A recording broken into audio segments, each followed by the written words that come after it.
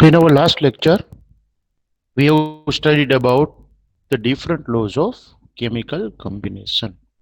And the first law was law of conservation of mass, as we have studied yesterday. What is the law of conservation of mass? So we have said that Excuse me, हाँ sorry for mass disturbing sir. वो एक books के लिए query थी, वो CBSE पे books लेने आनी पड़ेगी।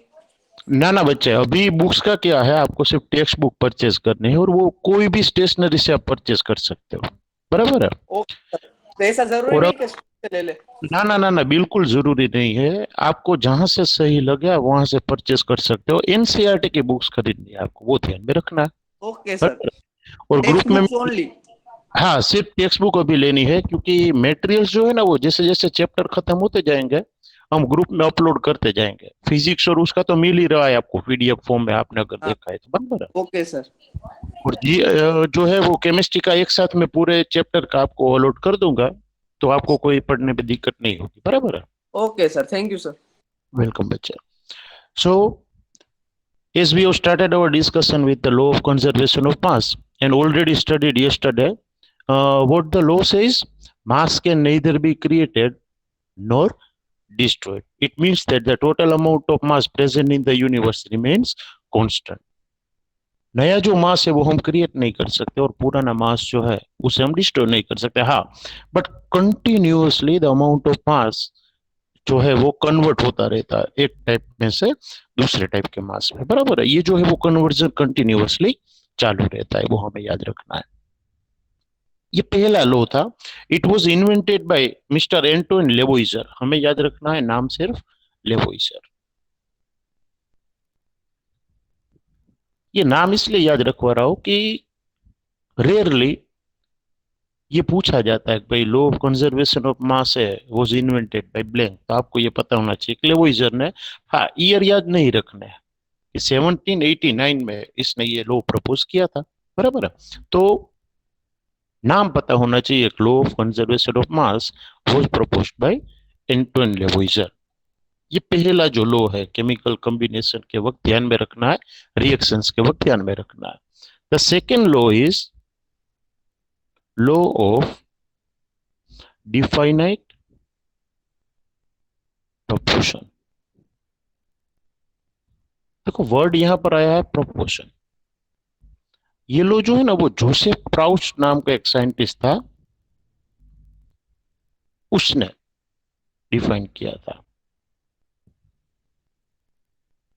पूरा नाम था जोसेफ प्राउस्ट हम प्राउस्ट उसे कहेंगे बराबर है और ये लो क्या कहता है लॉ ऑफ डिफाइनाइट प्रोपोर्शन है वो क्या कहता है अब देखो वर्ड आया है डिफाइनाइट प्रोपोर्शन मतलब कुछ ना कुछ तो प्रोपोर्शन के बारे में होगा ही तो ये प्राउस्ट भाई जो थे उसने केमिकल रिएक्शन के दौरान जो प्रोपोर्शन है बाय वेट खास याद रखना प्रोपोर्शन बाय वेट जो है वो क्या उसने स्टेटमेंट दिया था तो ही स्टेटेड दैट कि गिवन कंपाउंड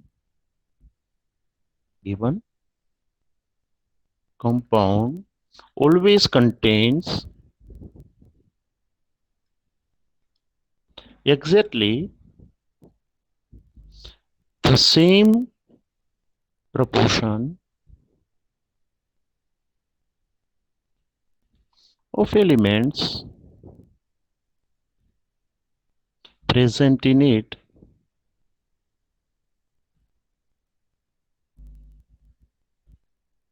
by weight अब इसका मतलब क्या करें हम ये स्टेटमेंट जो दिया उसमें क्या कहा उसने कि given compound always contains exactly the same proportion of elements present in it by weight proportion by weight है ये याद रखना मतलब वेट अलग अलग एलिमेंट का है वो फिक्स रहता है कोई भी कंपाउंड में अब what ever the source is ये याद रखना है what ever the source is सबसे पहला प्रैक्टिकल उसने जब किया ना ये तो वो था क्यूप्रिक कार्बोनेट CuCO3 नाम का एक कंपाउंड उसने लिया था जिसमें उसने कॉपर के परसेंटेज कार्बन के परसेंटेज और ऑक्सीजन के परसेंटेज कैलकुलेट किया था देखिए इसमें है तीन एलिमेंट एक तो कॉपर है एक कार्बन है एक ऑक्सीजन है तो कॉपर के परसेंटेज कितने ACuCO3 में, कार्बन के कितने और ऑक्सीजन के कितने, वो उसने गिना। बट देखो हमने यहाँ पर एक वर्ड लिखा है वोट एवर, एक जो स्टेटमेंट लिखा है उसमें कहा है vote ever the source is, मतलब ये क्यूप्रिक कार्बोनेट अगर है, ये नाम का एलिमेंट है, सॉरी कंपाउंड है, तो वो मिला कहां से वो मायने नहीं रखता, बट वो अगर क्यूप्रिक कार्बोनेट है तो उसमें कॉपर, कार्बन और ऑक्सीजन के जो परसेंटेज है, प्रोपोर्शन है by weight, it always remains same. बराबर है, वो ऑलवेज कैसा होगा, सेम होगा। फॉर एग्जाम्पल क्यूप्रिक कार्बोनेट ऐसा लिया जो नेचुरली मिला था, नेचर में से मिला था, नेचर में अवेलेबल है, क्यूप्रिक कार्बोनेट मिलता है, तो नेचर में से मिला है वैसा क्यूप्रिक कार्बोनेट लिया प्योर फॉर्म में, और जो लैब में बना है, आर्टिफिशियली मेड अप है, जिसे सिंथेटिक भी कहा जाता है, लैब में बनाया गया है क्यूप्रिक कार्बोनेट, वो लिया। तो दोनों में प्रोपोर्शन कैलकुलेट किया, कॉपर का तो मिला था 51.35, और इसमें भी मिला था 51.35। कार्बन का मिला था 9.7, यहां पर भी मिला था 9.7। ऑक्सीजन का मिला था 38.9, इसका भी मिला था 38.9। इसका मतलब ये है कि भाई कंपाउंड यहां मिले या अमेरिका में मिले या जर्मनी में मिले, what ever the source is, but the percentage of elements present in it always remains same by weight। तो ये बाय वेट जो है, प्रोपोर्शन बाय वेट है, वो ऑलवेज क्या रहता है, कांस्टेंट रहता है, फिक्स रहता है, डिफाइनाइट रहता है। तो इसे हम जो लॉ है उसको नाम देंगे लॉ ऑफ डिफाइनाइट प्रोपोर्शन, और कई बार इसे कहा जाता है law of constant proportion. Be remember, law of definite proportion या लॉ ऑफ कांस्टेंट प्रोपोर्शन, दो में से कुछ भी पूछा जाए, आपको ये वाला स्टेटमेंट लिखना है कि the law of constant proportion is like that, or Mr. Joseph Proust stated that given compound always contains exactly the same proportion of elements present in it with respect to its weight। उसका proportion उसके weight के respect में अगर हम लेते हैं तो वो constant रहता है, वट एवर द सोर्सेज। वो कहां से मिलता है वो मायने नहीं रखता, बट अगर कंपाउंड सिमिलर है, मिलने वाला अलग अलग जगहों से, तो उसके जो परसेंटेज है वो भी सेम रहेंगे। फॉर एग्जाम्पल आप वाटर की बात करो, दूसरा एग्जाम्पल लेना है तो परसेंटेज कैसे ढूंढे जाते हैं ना, उसके लिए एक पूरा टॉपिक है, वो मैं आपको सिखाऊंगा। बराबर है, बच्चे कैसे पढ़ते हैं पता है, कि एक कॉपर, एक कार्बन और 3 ऑक्सीजन, मतलब 5 एटम्स है इसमें, कंपाउंड का एक मोलिक्यूल है उसमें 5 एटम है, तो 5 में से एक कॉपर, तो 20%, ऐसे नहीं गिनना है। बराबर, ऐसे आप गिनोगे तो कार्बन के 20, कॉपर के 20 और बाकी के 60, ऐसा आपको मिलेगा। इस तरीके से परसेंटेज नहीं ढूंढे जाते, परसेंटेज के लिए फॉर्मूला होता है, और परसेंटेज ढूंढने के लिए आपको हर एक एलिमेंट का एटॉमिक मास पता होना चाहिए। तो वो आगे टॉपिक है, ये लॉज जैसे ही खत्म होंगे ना, लॉज ऑफ केमिकल कॉम्बिनेशन खत्म होंगे, तो हमें एटॉमिक मास, मॉलिक्यूलर मास और ये परसेंटेज ढूंढने की मेथड, इतना ये चैप्टर में बाकी है पढ़ना, वो पढ़ेंगे हम। बट अभी क्या पढ़ना है, तो लॉ ऑफ केमिकल कॉम्बिनेशन में सेकेंड लॉ है, वो क्या है कि जो कंपाउंड्स है वो always exactly same proportion of elements by weight possess, चाहे कोई भी जगह से मिले है। और कॉपर कार्बोनेट का एग्जांपल आपको याद रखना है, क्योंकि ये पहला कंपाउंड ऐसा था जो जोसेफ प्राउस ने क्या किया था, स्टडी किया था, और उसके बेस पर जो है ये लॉ ऑफ डिफाइनाइट कंपोजिशन या प्रोपोर्शन जो है वो दिया था। बराबर है, वाटर में भी ऐसा होता है, वाटर अलग अलग जगहों से मिलता है, बट उसमें हाइड्रोजन और ऑक्सीजन का प्रोपोर्शन है वो ऑलवेज रिमेन्स सेम। बट हाँ, याद ये रखना है कि प्योर वाटर की बात हो रही है, वाटर को प्यूरिफाई करने के बाद हम उसके हाइड्रोजन और ऑक्सीजन के परसेंटेज ढूंढते हैं, then it always remains constant. Hydrogen और ऑक्सीजन का प्रोपोर्शन है वो कांस्टेंट रहता है, इसलिए लो को लो ऑफ कांस्टेंट प्रोपोर्शन या डिफाइनाइट प्रोपोर्शन कहा जाता है। क्लियर, तो ये दो लॉज हुए, ये खास याद रखिए। तीसरा जो लॉ है वो समझने में थोड़ा ध्यान रखना है, क्योंकि ये दोनों इजी थे, इजीली समझ में आ जाए ऐसे थे। बराबर है, थर्ड लो जो है उसमें मेंटली आपको बिल्कुल प्रेजेंट रहना है, तो आप इजीली समझ पाओगे, और वो है law of multiple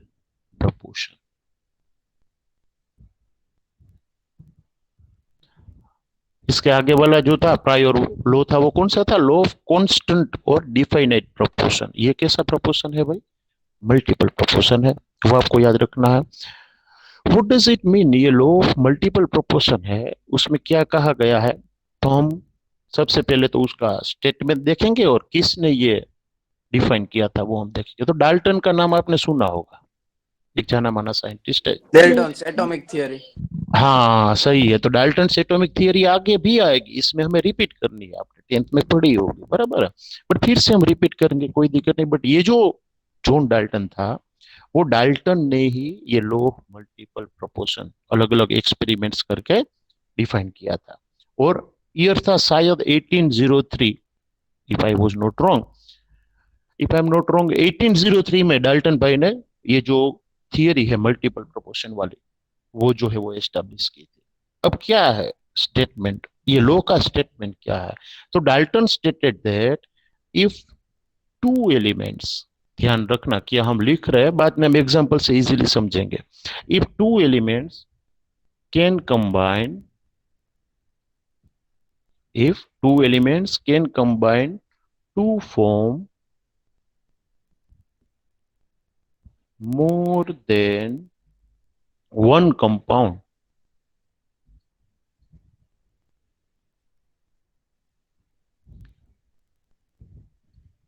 the masses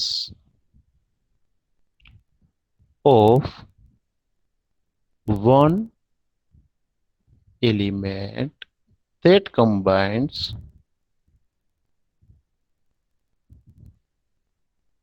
with a fixed mass of the other element are in the ratio of small whole number।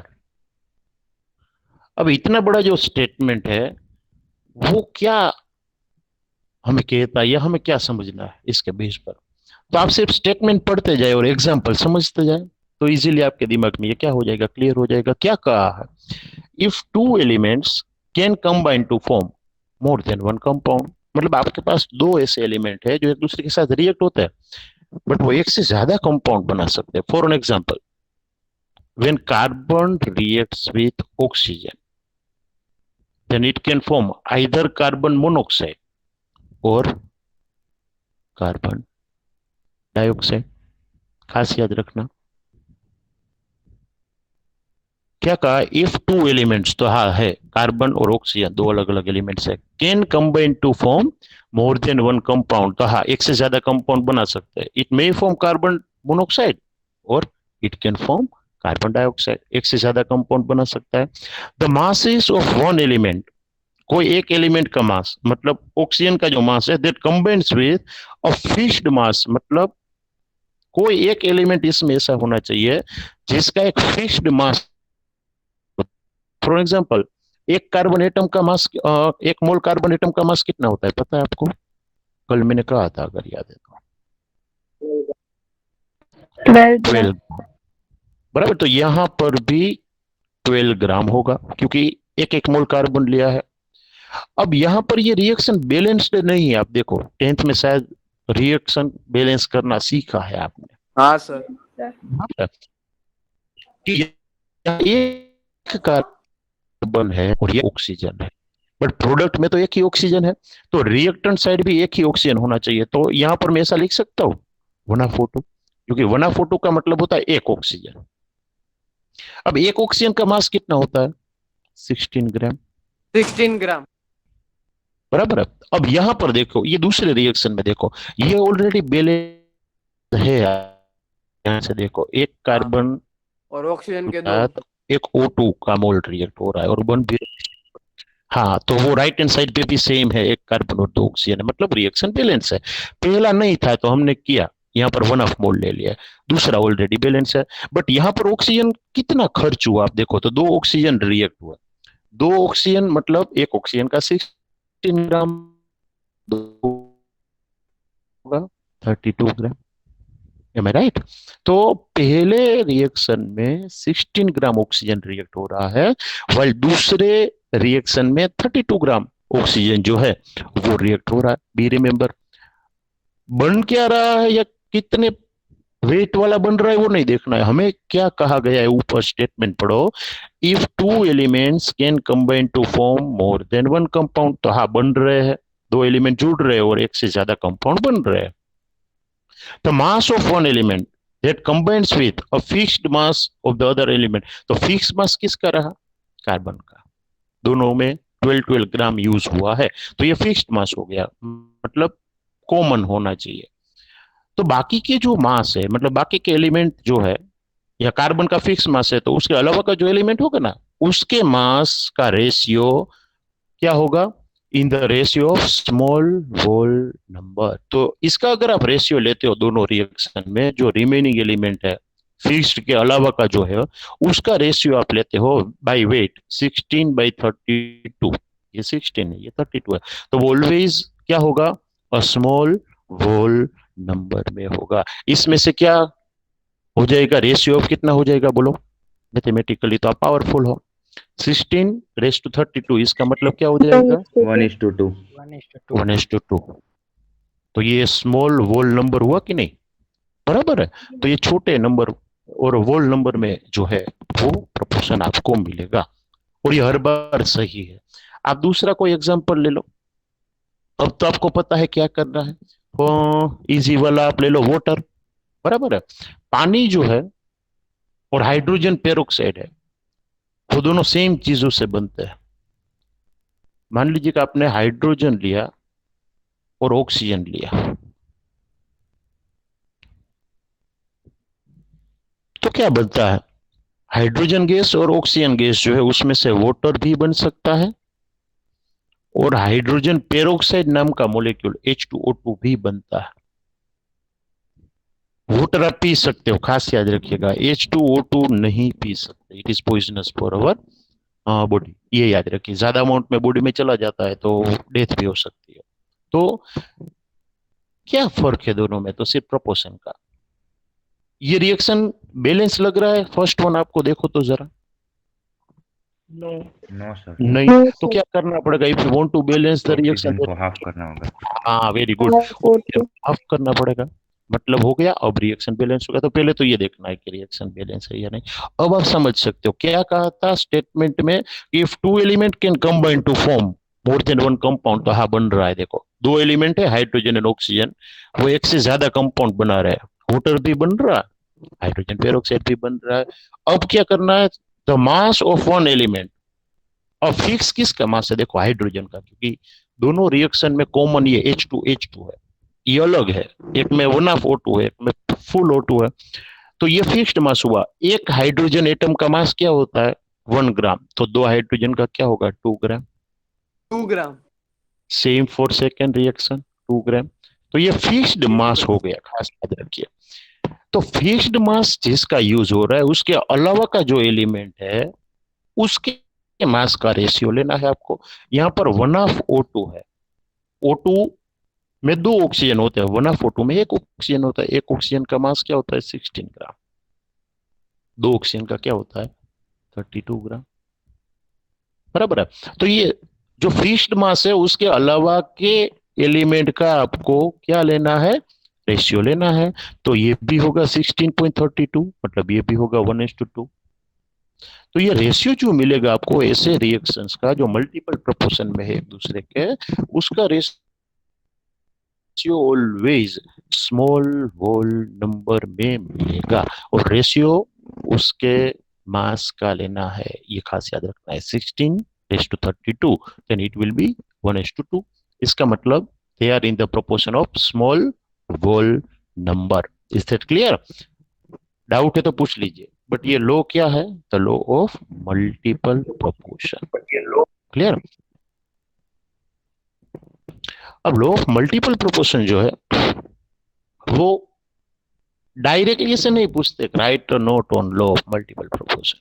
आपको कोई दो रिएक्शन दिए होंगे और रेशियो बता कर दिया होगा, और कहा होगा कि ये कौन सा लॉ गवर्न होता है यहाँ पर, तो आपको सिर्फ नाम देना है कि law of multiple proportion is there और ओबेड देयर, बराबर है। तो ये reaction law of multiple proportion को ओबे करता है, या तो एग्जाम्पल है उसका वो आपको लिखना है वहां पर, बराबर है।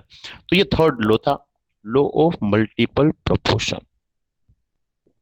फोर्थ लॉ जो आ रहा है, it is law of gaseous volumes, और ये दिया था गैलियोसेक्स नाम के साइंटिस्ट ने। तो इसे गैलियोसेक्स लॉ भी कहा जाता है।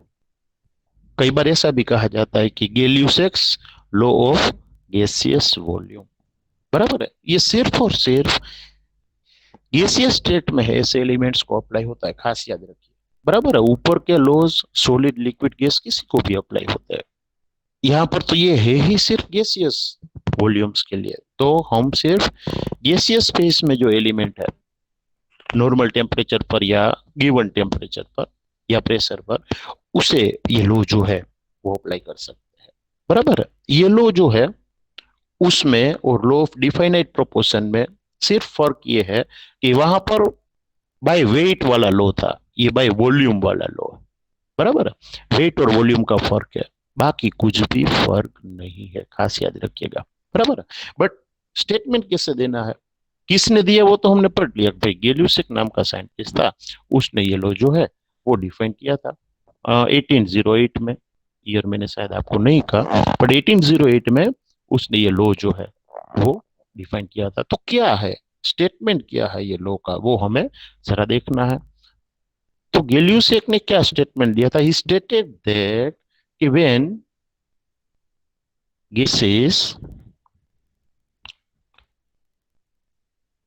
combine और प्रोड्यूस्ड, कंबाइन होते तभी तो नए गैस बनेंगे ना, बराबर है, और produced in any chemical reaction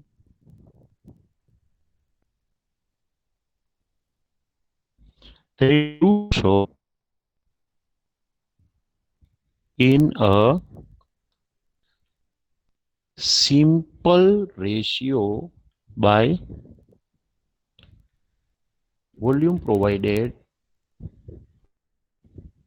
all the gases at same temperature and pressure।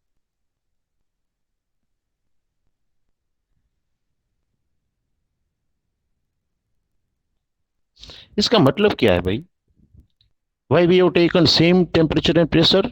तो रीजन ये है कि अगर during practical, during reaction temperature और प्रेशर चेंज होता रहेगा ना, तो वॉल्यूम भी चेंज होता है। बी रिमेंबर, अगर आप टेम्परेचर बढ़ाते हो तो गैस का वॉल्यूम बढ़ेगा ना, हमने आगे पढ़ा था ये इफेक्ट, बराबर है।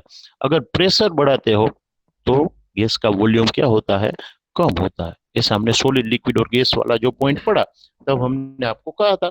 तो यहाँ पर भी आप जब स्टडी कर रहे हो तो वो फैक्टर्स याद रखने हैं कि टेम्परेचर और प्रेशर क्या रहना चाहिए, सेम। और तब क्या होता है कि अगर गैसेस जो है केमिकल रिएक्शन के दौरान या तो कंबाइन होते हैं या प्रोड्यूस होते हैं केमिकल रिएक्शन के दौरान, दे डू सो, मतलब ये इस तरीके से करते हैं in a simple ratio by volume. उसका वॉल्यूम का रेशियो क्या रहता है, सिंपल होल नंबर रहता है। फॉर एन एग्जांपल, आगे हमने यहाँ पर एग्जांपल्स जो लिए वो गैस के ही, आप ध्यान से देखो। कार्बन जो है वो एक सॉलिड है, ऑक्सीजन गैस है, बट यहाँ पर हाइड्रोजन ऑक्सीजन का मैंने जो एग्जांपल लिया ना, वो दोनों गैस है, हाइड्रोजन भी गैस है, ऑक्सीजन भी क्या है, गैस है। तो वाटर और ऑक्सीजन जब, मतलब कि हाइड्रोजन और ऑक्सीजन जब वाटर बनाने के लिए रिएक्ट होते हैं, तो हाइड्रोजन जो है उसका वॉल्यूम मेजर करते हो, जितना भी लिया है आपने, मान लीजिए कि आपने 50 ml लिया है, तो ऑक्सीजन जो है वो 25 ml यूज होगा, और बनेगा भी 50 ml, ऐसा हम कहते हैं। क्या बनेगा हम एग्जैक्टली नहीं कहते, बट जब आप प्रैक्टिकली ये चीज करते हो तो जनरली ये देखा जाता है कि जो रिएक्टेंट गैसेस है और जो गैसियस प्रोडक्ट है उसके वॉल्यूम का अगर आप रेशियो लेते हो 50 जेम 25 जेम 50, हाँ पहले तो सबका यूनिट सेम होना चाहिए वो देखना। तो उसका रेशियो जो है ना वो ऑलवेज स्मॉल होल नंबर में आपको मिलेगा, एक इजी नंबर पे मिलेगा आपको, बट ये रेशियो बाय वॉल्यूम है, ये याद रखना। और यहां पर हमने बाय वेट लिया था, बराबर है। तो गैलियोसियस लॉ जो है वो क्या कहता है, कोई भी गैस जो है वो जब रिएक्ट होता है एक दूसरे के साथ, शर्त इतनी कि दोनों गैस होनी चाहिए, बराबर। जैसे कि नाइट्रोजन और hydrogen, then it forms ammonia. कौन सी प्रोसेस है, याद है किसी को? Combination reaction. अमोनिया का फॉर्मेशन हो रहा है, बट एक मेथड का नाम है ये, 10th में आपने पढ़ा है। प्रोसेस कोई साइंटिस्ट का नाम देना है, which scientist invented this process for the formation of ammonia. Ammonia बन रहा है अगर याद है तो।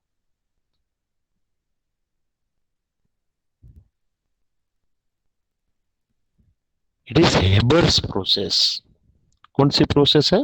Haber's process. आपको शायद एक चैप्टर पढ़ाया गया है आइसोलेशन वाला, मेटल के आइसोलेशन वाला पढ़ा है आपने? आइसोलेशन ऑफ मेटल, मेटलर्जी नाम का चैप्टर आता था कि नहीं सिखाया इस 10th में सर आपको? हमारे में 10th में नहीं था। 10th में तो होना चाहिए बच्चे, सीबीएसई में भी होगा, मेटलर्जी जीएससी में। नहीं था। Fourth flotation method, magnetic separation, वो सब आता है, ऐसा कोई चैप्टर था?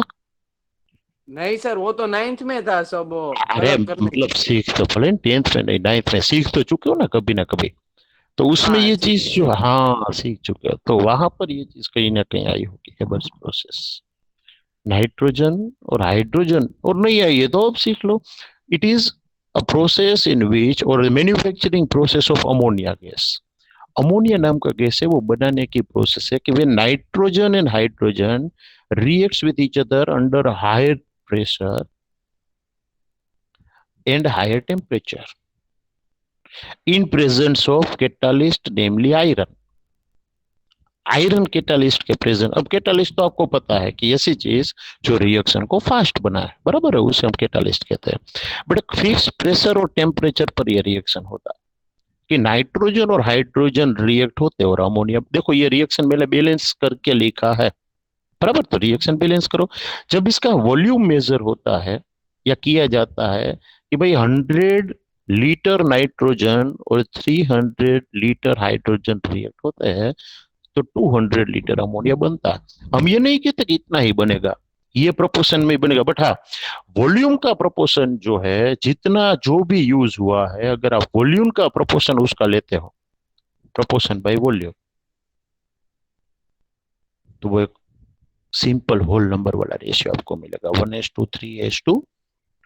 जनरली सिर्फ रिएक्टेंट का प्रोपोर्शन देखा जाता है, बट मेजोरिटी रिएक्शन में प्रोडक्ट भी ले लो ना, तो भी स्मॉल होल नंबर में ही वॉल्यूम का प्रोपोर्शन आएगा, बी रिमेंबर। सारी बुक्स में आपको यही दिया होगा कि हमें सिर्फ रिएक्टेंट का प्रोपोर्शन लेना है बाय वॉल्यूम, और वो सही है, देखना सिर्फ रिएक्टेंट ही है, बट आप प्रोडक्ट को भी ध्यान में ले लोगे ना, तो भी जो वॉल्यूम का प्रोपोर्शन है वो कैसा मिलेगा, in a small whole number. Clear? तो ये जो चीज है वो द लॉ ऑफ क्या था, गैसियस वॉल्यूम, या हम कह सकते हैं गैलियोसियस लॉ भी इसका नाम है। तो ये गैलियोसियस नाम का साइंटिस्ट था, उसने वॉल्यूम के बेस्ड जो केमिकल कंबाइन होते हैं, लॉ ऑफ केमिकल कॉम्बिनेशन दिया था। तो ये 4 रूल हमने टोटल पढ़े the law of chemical combination के। लास्ट और काम का रूल, ये भी काम के है, बट ज्यादा इंपॉर्टेंट एक रूल है, वो है एवोगेड्रोस लॉ। एवोगेड्रो ने क्या चीज डिफाइन की थी, मैंने आपको पहले भी 1-2 लेक्चर में कहा है, हमने कुछ एवोगेड्रो नाम सुना है कहीं, अगर आपको याद है? क्या डिफाइन किया था एवोगेड्रो ने, पता है? क्या? Avogadro's number. हाँ, एवोगेड्रोस नंबर, और वो क्या है, 6.022 इंटू 10⁻23। 1 मोल का मतलब इतने पार्टिकल्स होता है, मतलब एटम्स या मॉलिक्यूल्स या आयंस, बराबर है। तो यही लॉ के बेस के ऊपर से ये फिगर भी डिराइव हुआ है, ये याद रखना है, बराबर है। तो वो एवोगेड्रोस नंबर जो है उसे एन ए कहा जाता है, ए मतलब एवोगेड्रो, बराबर है। तो कोई आपको पूछे N is equal to, capital N होना चाहिए, याद रखना, एन इज इक्वल टू आपको लिखना है 6.022 इंटू 10⁻23। इतने पार्टिकल्स जो है उसे हम क्या कहेंगे, एवोगेड्रोस नंबर। ये डिजिट को हम कहेंगे एवोगेड्रोस नंबर, बराबर है। क्या है एवोगेड्रोस लॉ? तो ये एवोगेड्रो ने 1811 वाले ईयर में एक लॉ जो है वो स्टेटमेंट के तौर पर दिया था, प्रपोज किया था। और वो क्या था, तो उसने ये कहा था कि equal volume of different different gases at the same temperature and pressure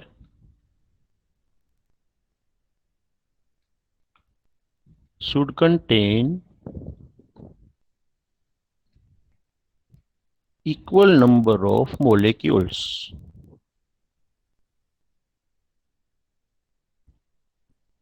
इसका मतलब क्या है भाई? उसने कहा गैस भले आप अलग अलग लेते हो, hydrogen low, nitrogen low, oxygen low, it doesn't matter. हाँ, क्या सेम होना चाहिए?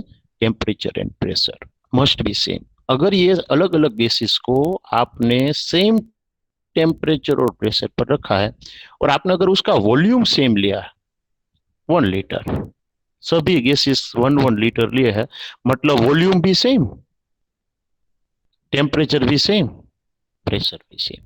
ये तीन चीजें अगर कोई गैस के लिए फिक्स है तो उसके अंदर प्रेजेंट नंबर ऑफ मॉलिक्यूल्स भी क्या होंगे? इक्वल होंगे। खास याद रखना, कौन सी तीन चीजें कांस्टेंट होनी चाहिए? टेम्परेचर, प्रेशर अगर सेम है और आप वॉल्यूम भी सेम लेते हो सारे गैसेस के लिए, सभी का आपने 1 1 लीटर वॉल्यूम लिया है मान लीजिए, तो उसके अंदर प्रेजेंट पार्टिकल्स मतलब कि मॉलिक्यूल्स जो है उसके नंबर भी क्या होंगे? सेम होंगे, बराबर है। और अगर आप 1 1 मोल लेते हो, हम उल्टा एक्सप्लेनेशन दे रहे हैं। यहां पर क्या कहा है? टेम्परेचर, प्रेशर और वॉल्यूम सेम है तो नंबर ऑफ पार्टिकल क्या होंगे? सेम होंगे, बराबर है। ये एवोगेड्रोस लॉ हो गया, बट हम उससे उल्टा स्टेटमेंट दे रहे हैं, वो भी याद रखना। 1 मोल मतलब कितना कहा हमने? 6.022 इंटू 10⁻23।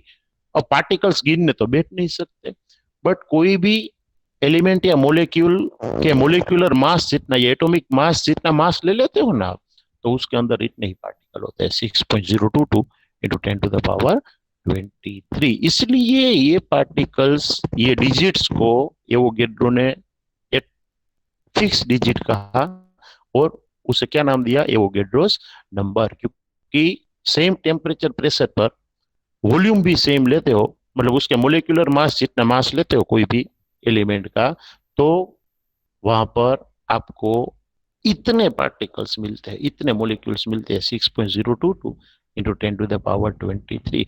और ऐसा नहीं कि 1 2 साल की मेहनत में उसने ये सारी चीजें एस्टेब्लिश कर दी, उसने कई सारे एक्सपेरिमेंट्स किए, हर बार ये देखा गया ना ये सही है, हर बार ये सेम फिगर जो है वो हमें मिलता है। इसलिए ये जो नंबर, ये जो डिजिट है उसे क्या कहा गया है? 1 मोल कहा गया है। हम उल्टा क्या कह रहे थे कि at constant temperature and pressure, at constant temperature and pressure, if we take 1 mole of each gas,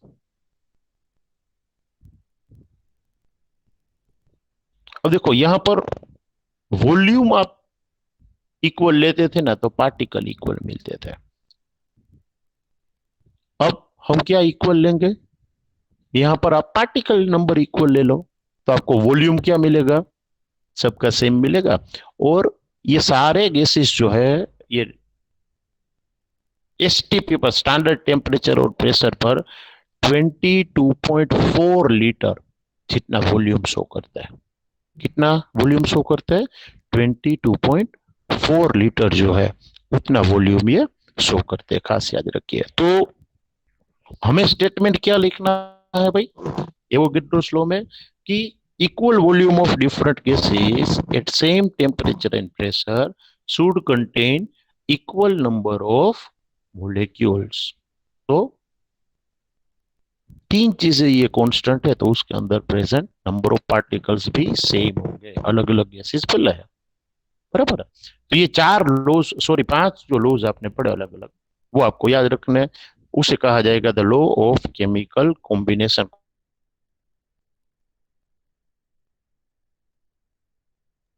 क्या था? लॉ ऑफ डिफाइनाइट प्रोपोर्शन और constant proportion. Third one law of multiple proportion. Fourth one Gay Lussac's law. And fifth one Avogadro's law. बराबर है। ये पांच law जो है उसे the law of chemical combinations के नाम से जाना जाता है।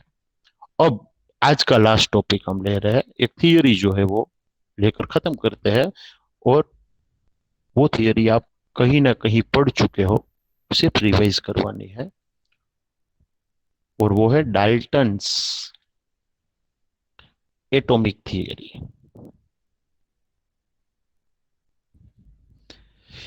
डाल्टन ने एक एटॉमिक थियरी दी जिसको हम डाल्टन एटॉमिक थियरी कहेंगे। एक्चुअली में आइडिया क्या था इसके पीछे का, तो डाल्टन ने ये सोचा कि भाई कोई भी मैटर लेते उसके टुकड़े करते जाओ, छोटे छोटे छोटे छोटे टुकड़े करते जाओ, तो एक टुकड़ा तो ऐसा आएगा विच इज अनकटेबल, मतलब उसके फर्दर टुकड़े हम नहीं कर सकते। ऐसा कोई ना कोई पार्टिकल हमें मिलना चाहिए, अनकटेबल, या फिर आप क्या कह सकते हो, इनडिवाइजेबल, जिसका आप डिवीजन नहीं कर सकते, टुकड़े नहीं कर सकते। तो ऐसा पार्टिकल जो है वो जो डाल्टन ने गेन किया, छोटे से छोटा पार्टिकल, उसे नाम दिया एटम। ऐसा नाम क्यों दिया एटम? तो उसका रीजन ये है कि अनकटेबल का मतलब होता है एटोमियो। ये वर्ड एटोमियो जो है ग्रीक या रोमन वर्ड है। एटोमियो जो है उसका मतलब होता है अनकटेबल। तो एटोमियो में से बोलते बोलते बोलते क्या बना दिया, एटम। तो एटम ऐसा पार्टिकल है जिसका फर्दर डिवीजन नहीं हो सकता, ऐसा डाल्टन ने कहा। उस वक्त नहीं हो सकता था, बाद में तो हमने किया, हमने मतलब साइंटिस्ट ने। और इलेक्ट्रॉन, प्रोटॉन, न्यूट्रॉन्स, मेसॉन्स, न्यूट्रिनोस, ऐसे अलग अलग सब एटॉमिक पार्टिकल्स होते हैं एटम के अंदर, वो प्रूव भी हुआ। वो एरा तक, वो टेक्नोलॉजी जहां तक थी, उसके दौर में जो टेक्नोलॉजी थी, वहां तक जो अनकटेबल पोर्शन है वो कौन सा मिला, एटम। ऐसे पार्टिकल्स को उसने क्या नाम दिया, एटम नाम दिया, विच आर इनडिवाइजेबल। बराबर है, ये खास याद रखिए। और उसने एक आर्टिकल भी पब्लिश किया इसके ऊपर। आर्टिकल पब्लिश करना मतलब वो जो इन्वेंशन है उसके ऊपर अपना हक जमाना, पेटेंट बनवाना। तो उसने एक आर्टिकल पब्लिश किया जिसका नाम था new system of chemical philosophy. ये नाम याद रखना। कौन सा आर्टिकल था? तो new system of chemical philosophy. बराबर, ये new system of chemical philosophy जो है उसमें उसने चार पांच पॉइंट कहे थे। फर्स्ट पॉइंट ये था कि matter consist of indivisible atoms. मतलब ऐसे पार्टिकल्स जो है जो अनकटेबल है वो मैटर में होते हैं, जिससे ये मैटर बनी हुई होती है। और ऐसे इंडिविजुअल पार्टिकल्स को हम क्या नाम देंगे, एटम्स, ऐसा उसने कहा। और दूसरा ये भी कहा कि all the atoms present in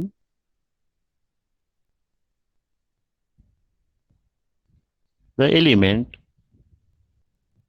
have same और identical properties like mass. But तीसरा पॉइंट ये भी कहा कि डिफरेंट टाइप ऑफ एटम्स और elements have different properties. Same के पास सेम प्रॉपर्टीज होती है तो डिफरेंट के पास डिफरेंट प्रॉपर्टीज ही होगी। बराबर है। और इसने ये भी कहा जब एटम केमिकली रिएक्ट होते हैं, when atoms reacts with each other,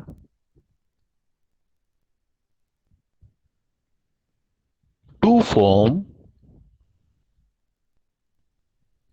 compounds, कुछ नया बनाने के लिए जब रिएक्ट होते हैं, then they react with each other in a fixed proportion, ये खास याद रखिए। वो एक फिक्स प्रोपोर्शन में जो है वो एक दूसरे के साथ फिक्स रेशियो में एक दूसरे के साथ क्या होते हैं, रिएक्ट होते हैं।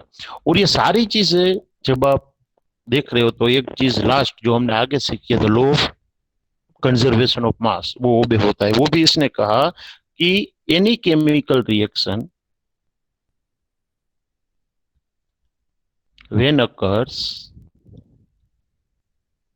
then it obeys